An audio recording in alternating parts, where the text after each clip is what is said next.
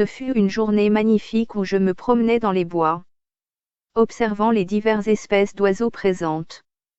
Sentant l'odeur magnifique des plantes, j'étais attentif à tel point qu'aucun mot de la langue française ne me venait à l'esprit. Puis quelques instants après je tournai la tête pour voir le chemin du retour. À ma grande surprise je vis sur la route un varan massif qui était blessé. Il y avait une route qui séparait la rivière et les buissons. L'animal était sûrement venu pour s'abreuver et s'est fait toucher par un véhicule qui passait. Je voulus l'aider mais en ces temps-là j'avais une peur terrible des reptiles. J'hésita puis je courus très vite vers la rivière pour lui apporter de l'eau. Il n'arrivait qu'à prendre que quelques gouttes d'eau ne pouvant rien faire ni même bouger sa tête. Juste il tournait autour de sa queue. La situation devenait de plus en plus critique. L'animal perdait en force et commençait peu à peu à s'abandonner à son sort et aussi ne sachant pas quoi faire pour le sauver je me suis éloigné pour le surveiller de loin. Mais malgré ma présence des oiseaux de grande taille venaient pour le dévorer. Je les chassais et fut un combat acharné pour les empêcher de tuer ce dernier. Par la suite je me suis mis à l'observer attentivement pour mieux comprendre sa situation. J'ai aussitôt vu que sa colonne vertébrale était douce à flagrante déformation et son incapacité à bouger. Mon grand-père était un médecin vétérinaire.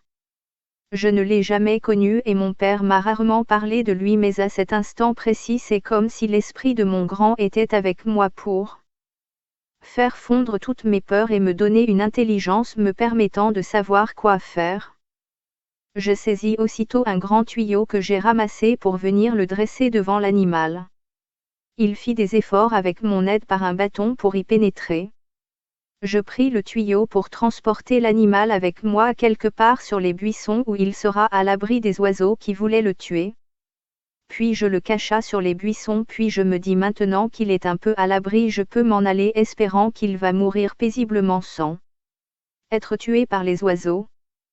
4 jours plus tard, je retourna dans cette forêt croyant retrouver le cadavre de ce varan mais à ma grande surprise l'animal était toujours sur place exactement tel que je l'avais laissé mais par contre ce dernier était totalement guéri. Je pris de nouveau le tuyau pour le voir sortir mais après être sorti il était venu devant moi pour me regarder pendant une vingtaine de secondes. Un regard pas du tout agressif. Un regard amical.